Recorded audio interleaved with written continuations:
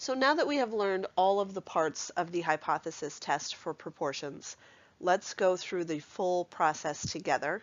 I'm going to show you how to do this by hand. I'm also going to show you how to check your results in STATCRUNCH. So here are all of the steps for a hypothesis test. The first one is to do the model, which basically means we have to check our conditions. And the good news is these conditions are the same conditions we just checked when we did our confidence intervals, so we should be familiar with them. If you haven't watched that video, you should watch that before you look at hypothesis testing. And then we're going to state the model and what the test is. So the model is the normal model, again, because we're dealing with proportions, and proportions always uses the normal model. And the test is a 1 proportion z test. So previously when we did intervals, we called it a 1 proportion z interval. And again, z and normal go together because we can use z-scores, etc. with the normal model. Then we're going to write our hypotheses. We just learned how to do that effectively. Again, h sub 0, that's the null hypothesis. And then p equals, always equals. Then we're writing the value and then what that means in words or context. And then the alternative hypothesis is going to be a choice between one of those three, and that is all based on the context of the question. So you'll have to read the question and determine which direction we should be going. And then again, we're going to talk about that in words/context.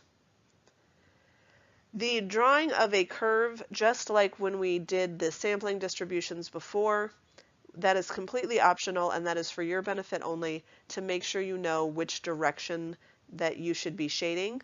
But really, if you did this part correctly when you wrote your alternative hypothesis, if I'm shading, or if my alternative was greater than, then I know whatever my value is, I'm going to the right of that because it's greater than. If I'm looking at something that is less than, then it would be less than whatever that value is that I observed. If I was looking at or equal to, that's going to be both sides, which means I'm going to find one side and multiply it by 2. In terms of your calculations, you can either find the standard deviation, which of course we know how to find the standard deviation is PQ over N, so here we will have a P, a hypothesized value. And then find the z-score, which is observed of p hat minus expected of p, whatever our hypothesized value is expected, over the standard deviation. Or the way that I do it is I just put it all together.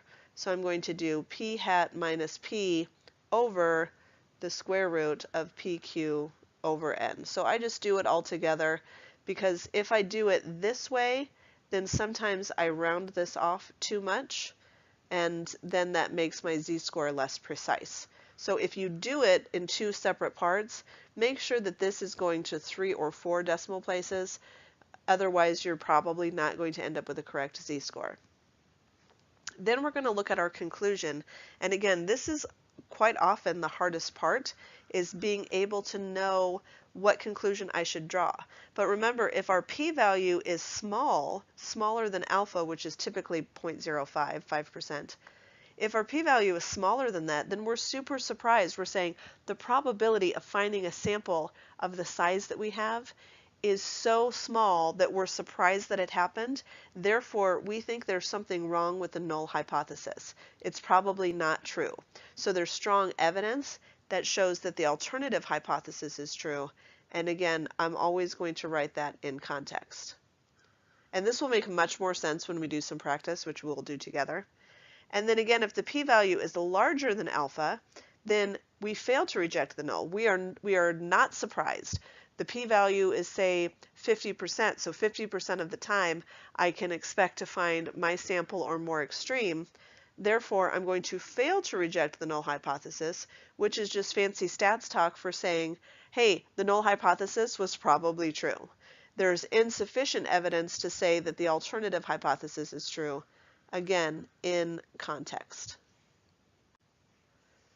So here's our first example, and we're going to do all of the parts together.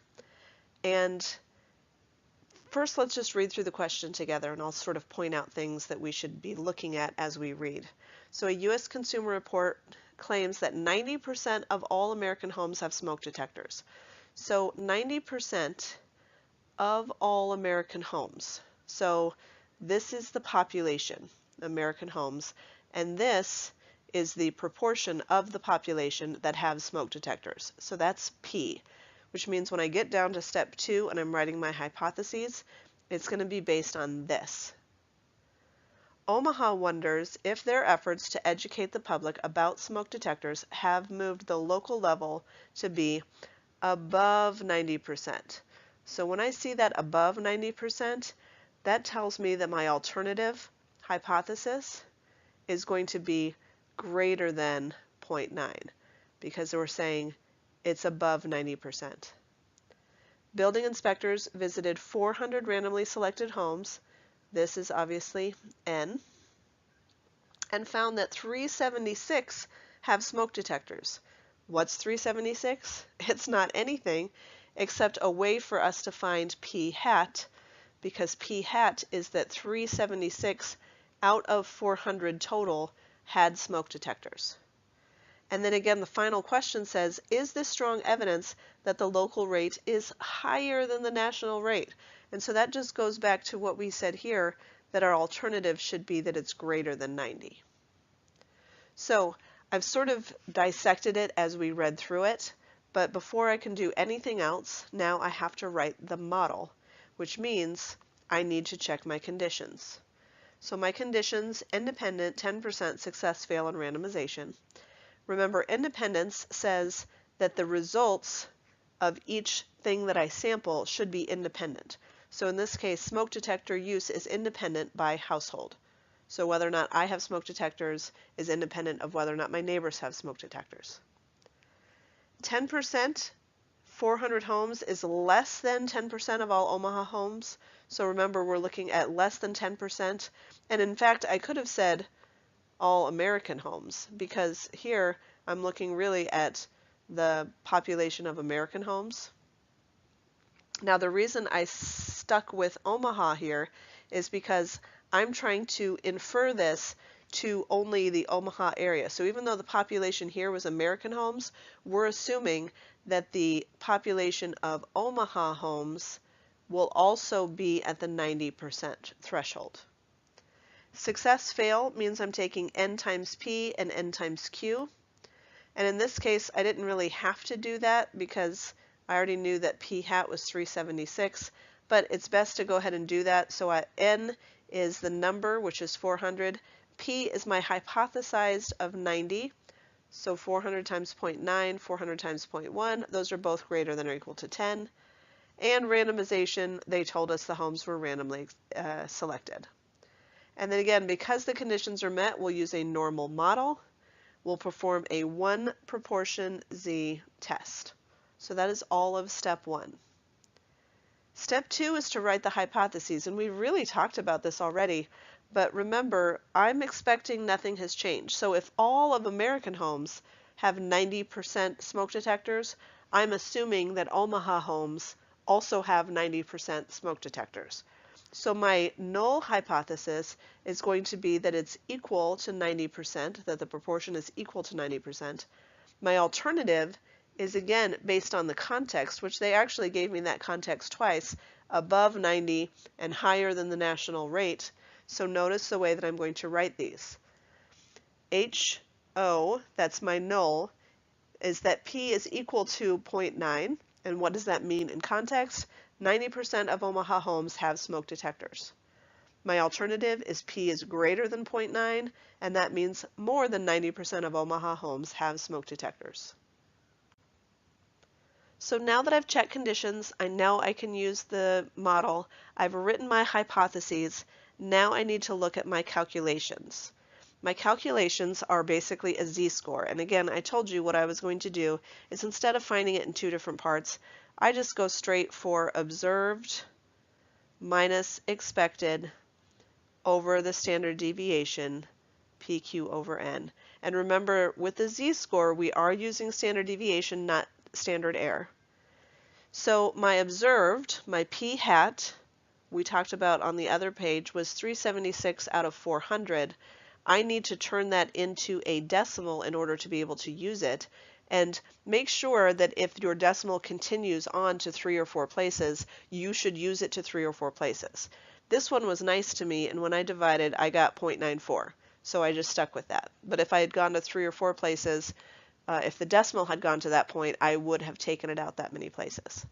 So my observed is 0.94, that's p hat, minus the expected, that's the hypothesized value every single time. And then notice I'm still using the hypothesized value down here. I do all of that in my calculator to get 2.667. Then I pop over to STATCRUNCH, and I'll show you that, live in STATCRUNCH in just a moment. But remember, we've done STATCRUNCH a lot, so I feel like you should be pretty familiar with it at this point. Because I have a z-score, I'm using 0 and 1, so I'm not changing that. I'm plugging in my z-score, and this direction should match my alternative hypothesis. So if you'll remember, my null hypothesis is that p was equal to 0.9, which is what the all American homes had. My alternative hypothesis was that it was greater than 0.9, and so notice here I'm using the greater than or equal to direction, which matches the greater than I had here. And when I do that, I get a p-value of 0.00382658. That's a really, really low number. Before we talk about the conclusion, which that should be a number 4. Before we talk about the conclusion, looking at the probability notation, I'm saying the probability that p is greater than 0.9, this is the alternative hypothesis, is equal to the probability that z is greater than 2.667. That's from right here. And then this is from STATCRUNCH. This is the output that I got from STATCRUNCH. Now, what does that conclusion mean?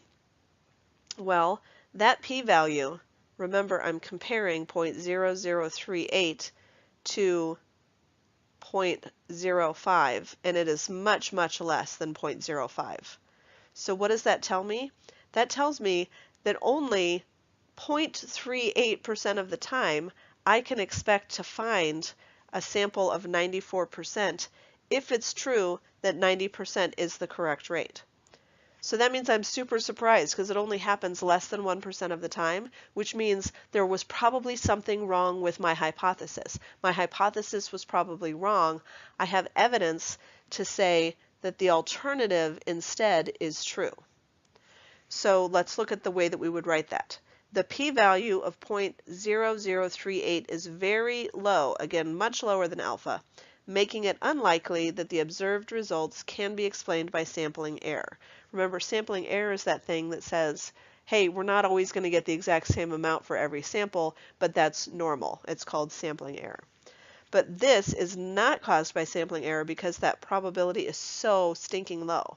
So we reject the null hypothesis. I reject it because that p-value is low, saying this is probably not true.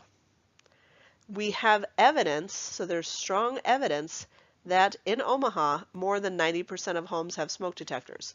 So where did all of this come from? That's all from my alternative hypothesis that I had written out in words. So I'm just stating my alternative hypothesis again. So I'm going to show you two things in STATCRUNCH. First off, I'm just going to remind you where that 0.0038 came from. I know I showed you on the screenshot on the last example. I like to see it done. So on that one, I would just go to Stat Calculator's Normal. And again, that's what I'm going to do if I've already found a z-score. And my z-score was 2.667, which I had rounded. And I'm going in the greater than direction, and then I'm going to compute, and notice that 0.0038, that's where that value came from, is in STATCRUNCH. When I ask you to verify your results in STATCRUNCH, this is not the output that I'm looking for. This is not verifying it, this is using STATCRUNCH to find the p-value. What I mean when I say verify is I want you to let STATCRUNCH do all of the calculations for you. And so to do that, just like I did with my confidence interval, I'm going to go to Stat, Proportion Stats, and one sample. And then I'm dealing with a summary because data would imply I have data in my columns, which I don't.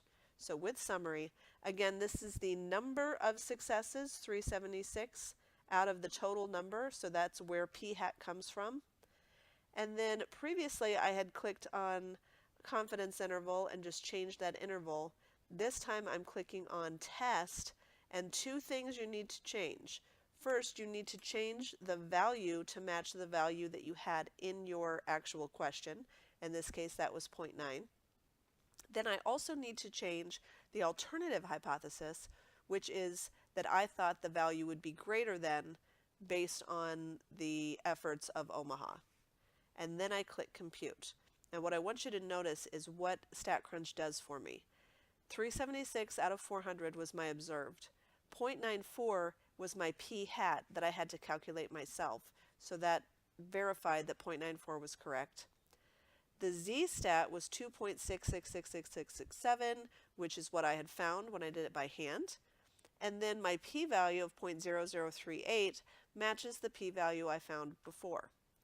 Now, if I'm doing this in an assessment, I'm going to have you do both the test and the interval for the same data, and that's just to save you from having to do all of the conditions twice, and et cetera, et cetera. So just to show you that real quick, this is the test results.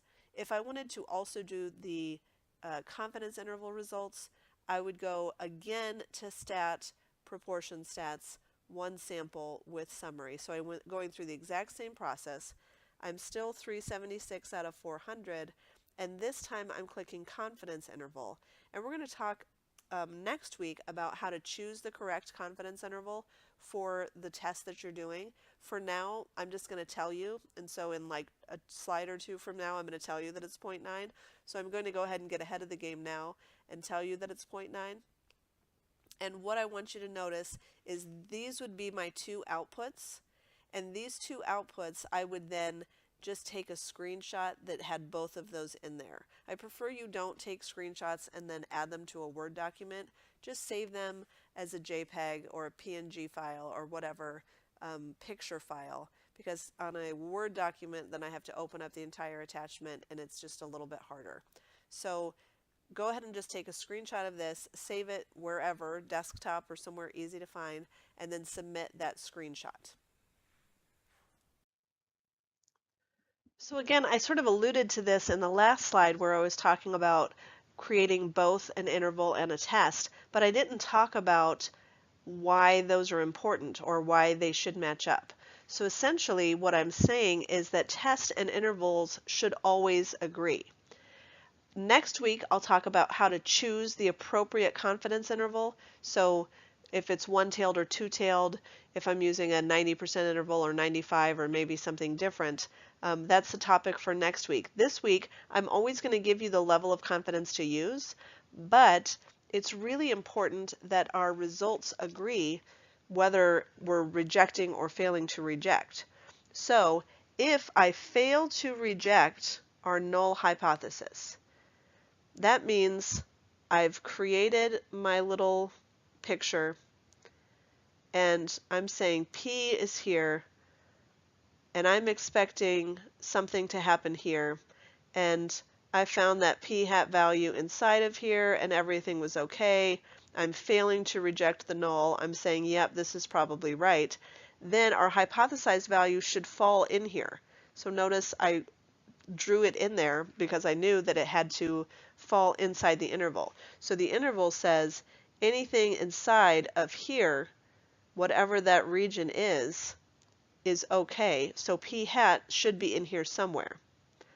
If I reject the null hypothesis, so again, I have my cute little picture with p in the middle, and I'm saying it's okay to be between here and here for my interval, then my hypothesized value should be somewhere outside of that, saying that value is not okay. So let's look back at our smoke detector example. So again, we just want to verify that our confidence interval and our test have the same results, meaning they both tell us to do the same thing, reject or fail to reject. We already did this question together, and when we did that, we found a p-value of 0.0038, causing us to reject the null. So we were saying, nope, the null is probably wrong, and therefore, if I do my hypothesized value of 0.9, my hypothesized value should not be in the 90% interval. And again, I'm giving you the correct interval this week, but the 90% interval looks like this, which means, and again, I've done this by hand to show you. The 376 out of 400, that was the 0.94. I usually just go ahead and write the 0.94, but I wanted you to understand where that came from. And then this is the p hat, q hat over n. And one thing I do want to point out, since we're learning about tests now, when I do my confidence interval, this is a standard error. When I did my test, I used the standard deviation, so make sure you're not using the same value for both. But when I do this by hand, I get 0.9205 and then 0.9595, and notice StatCrunch gives me that output as well, and we already talked about how to get both outputs on the same screen. But again, I want you to notice that on a number line where it's 85, 90, 95, 100, etc., my interval says 92.05, so somewhere in here, up to 95.95, so somewhere in here. All of these values are okay. Anything in between those values are okay. Now, what did I find? I was testing 0.9. 0.9 is right here, 90%. That is outside of the interval. And therefore, I'm saying, hey, I'm 90% confident that the true proportion is in here, but I'm looking out here, which means I definitely think that there's something wrong with the 0.9. So it again tells us I should reject the null. So throughout the rest of this course, I will be asking you to write a full conclusion. And what I mean by full conclusion is that it records the results of the test, and it records the results of the interval, and it tells me that they agree with one another. So I'm going to take you through the basic outline. And again, I encourage you to follow this outline because obviously I'm going to be the one grading your assessments and I'll be looking for this. So essentially what we're saying is tell what the p-value is. With the p-value of whatever, and then I'm going to use a couple of different colors here. So if I reject the null hypothesis, there is strong evidence that, and again, give my alternative hypothesis in context. I am whatever percent confident, and that percent will be given to you this week, that, and then again, give your confidence interval in context. So I'm going to show you an example in a minute. This supports our conclusion to reject the null since the hypothesized value of whatever that value was does not fall in the interval. Or, alternatively, if I fail to reject, then there's insufficient evidence that the alternative hypothesis is true. I'm confident that, again, give the confidence interval that supports my conclusion to fail to reject because the hypothesis value does fall in the interval. So let me give you an example so that it makes a little more sense, because this can get a little crazy up here because it's all like, you know, none of it's based on context. So let's take a look at the smoke detector problem that we've just been working on. With a p-value of 0.0038, we reject the null hypothesis, again because this value is so stinking low that we're so surprised by it, we're saying there must be something wrong with the hypothesis.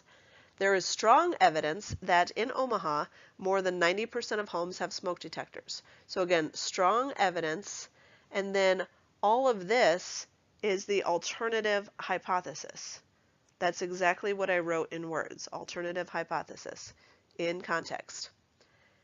I am 90% confident that the true proportion of homes that contain smoke detectors is between, and then guess where this came from? This was the confidence interval that I came up with, 92% and 96%. This supports our conclusion to reject the null since the hypothesized value of 90 does not fall in the interval.